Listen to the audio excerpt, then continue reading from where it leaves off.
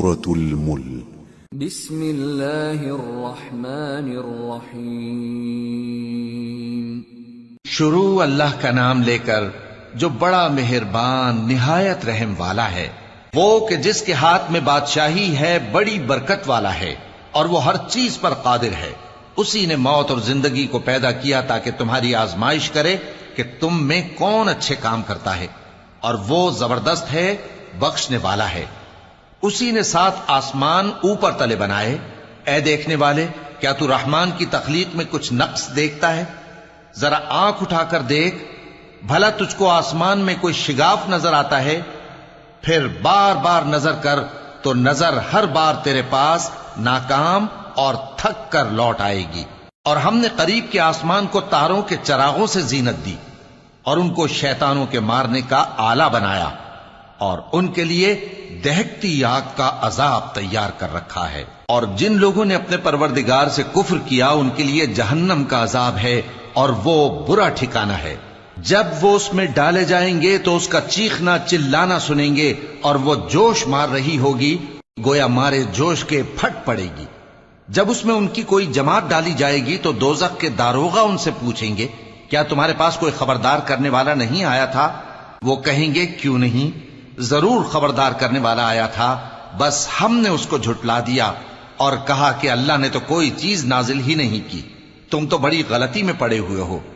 اور کہیں گے، اگر ہم سنتے یا سمجھتے ہوتے تو دوزخیوں میں نہ ہوتے۔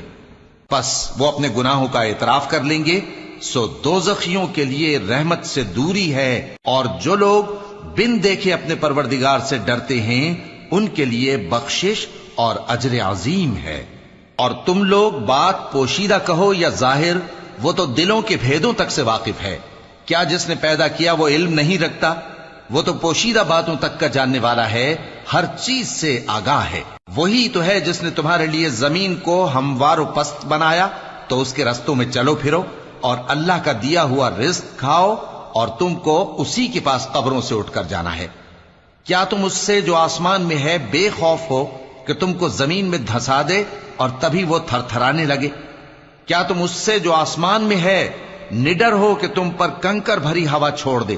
سو تم ان قریب جان لوگے کہ میرا ڈرانا کیسا رہا، اور جو لوگ ان سے پہلے تھے انہوں نے بھی جھٹلایا تھا، سو دیکھ لو کہ میرا کیسا عذاب ہوا۔ کیا انہوں نے اپنے اوپر پرندوں کو نہیں دیکھا جو پروں کو پھیلائے رہتے ہیں اور ان کو سکیڑ بھی لیتے ہیں؟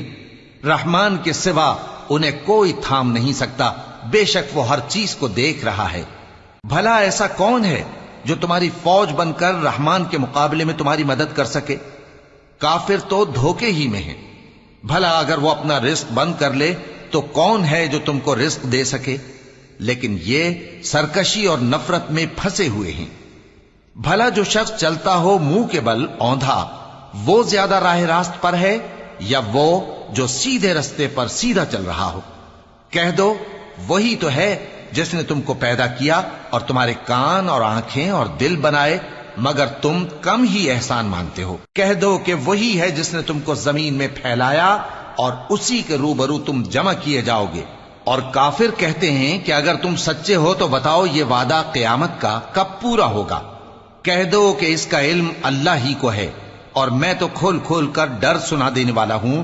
سو جب وہ دیکھ لیں گے کہ وہ عذاب قریب آ گیا تو کافروں کے منہ بگڑ جائیں گے، اور ان سے کہا جائے گا کہ یہ وہی ہے جس کے تم طلبگار تھے۔ کہو کہ بھلا دیکھو تو، اگر اللہ مجھ کو اور میرے ساتھیوں کو ہلاک کر دے یا ہم پر مہربانی کرے تو کون ہے جو کافروں کو دکھ دینے والے عذاب سے پناہ دے؟